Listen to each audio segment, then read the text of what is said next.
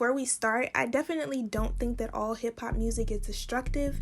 However, I do think that some of it can be. And sometimes I don't know if hip-hop is destroying the community or if the community is destroying hip-hop. Being that this genre of music is so sacred to the African American community by way of communication and self-expression, I appreciate it a whole lot for cultural reasons and personal reasons. However, I just can't ignore some of the toxicity in some of the subject matter. And I hate to be this person because I know that all Black people are not a monolith, and what one person does not speak for the entire community as a whole. But I do think it's about time for us to be honest with ourselves. Since the start of rap music, better known as hip-hop, the older generation completely despised every ounce of what the youth was creating. And by the older generation, I mean the baby boomers, the silent generation, and so on and so forth, if they were still alive then, of course. This is at a time when R&B, soul, funk, and all the other music genres had been dominating the music industry. And taking a look back at history, it almost seems like human nature for the population to go against the sudden change in the algorithm. Like how we are today with the use of AI, and how the people before us were in the past with the introduction of the internet, cell phones, and etc. But their disdain for rap music right now seems minuscule compared to what would come out of it in later years. When it first started, there was no dehumanizing their peers, no profanity, there was more partying, more feel-good music, and no violence.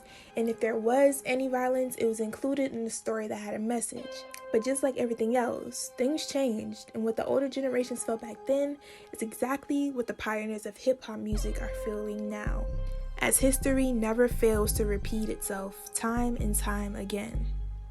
Now, some of the change was good, but some of the change was also bad in my opinion. Something that made the changes good, to me, is that now in recent times, there's all kinds of subcategories in rap. So nobody really has to be boxed in. To name a few, there's what they call boom bap, jazz rap, mumble rap, conscious rap, trap, and drill rap. From this list, the main two that I think may have the most negative effects are drill and some trap. Now, I do listen to certain trap artists, but drill I just can't get into for obvious reasons. He ain't going nowhere. I'm showing wherever he run. You come, I'm a time. Tell my ops to post the shit and they close friends, they all die. Now, there might have been a song or two in the past that I thought was catchy, but for the most part, I just can't. Actually, wait a minute. I listened to Pop Smoke and some of Fabio Foreign, but as you can see, most of their music is a lot more mild-mannered compared to other drill rap artists.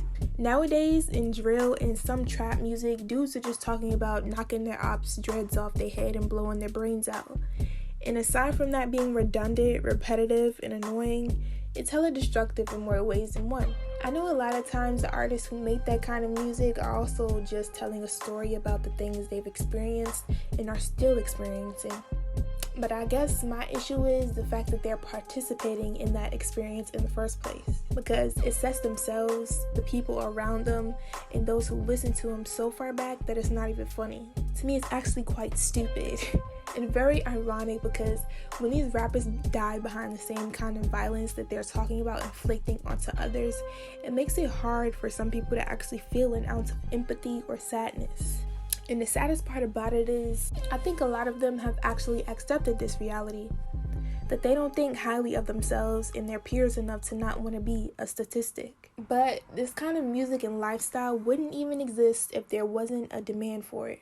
Like, yes, there are so many other genres besides these two that are less destructive and that does not glorify violence.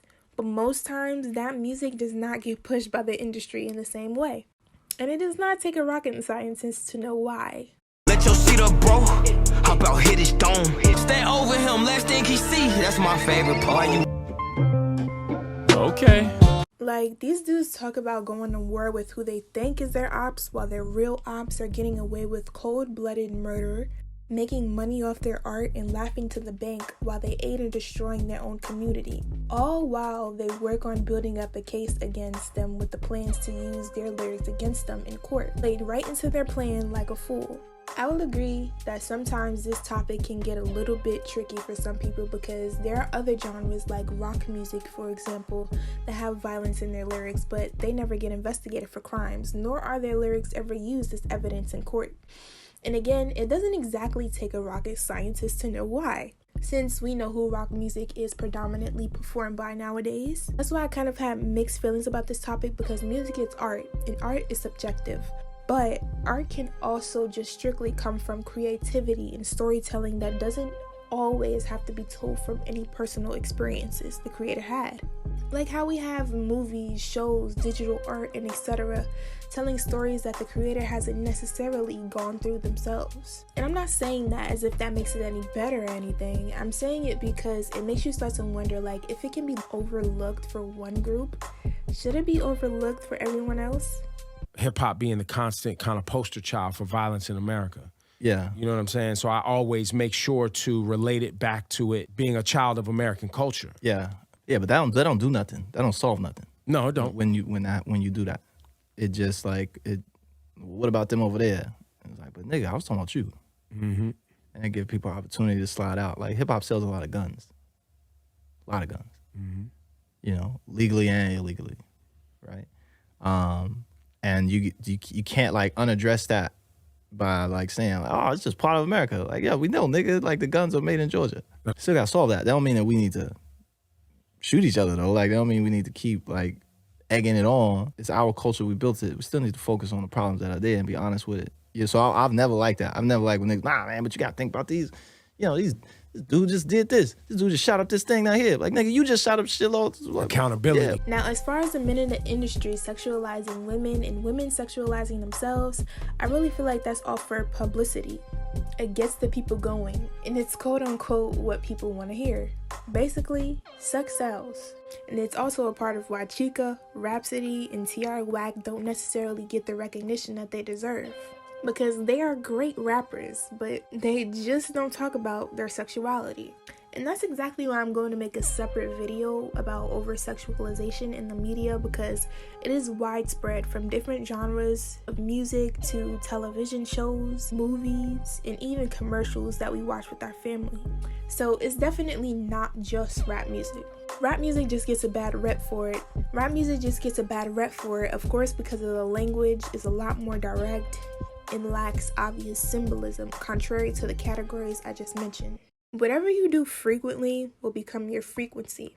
Got that from 19 Keys. So if a person reads for a quarter of the day, every day of the week, they're automatically inclined to become more intelligent. And that's the same thing that happens if a person decides to listen to drill music or music with the same subject matter as drill music for a quarter of the day, every day. You start acting just like whatever it is that you are consuming. And it's hard because you don't want to tell people how to express themselves, because hip-hop is something that is sacred for us and by us. But we also can't ignore the effects that it has just because it's trendy or it has a nice melody. Music is a product of environment, but these days I wonder if environment can be a product of music. There's been enough damage done, and we don't have time to be blind to the facts anymore. Y'all don't wanna hear me, you just wanna dance.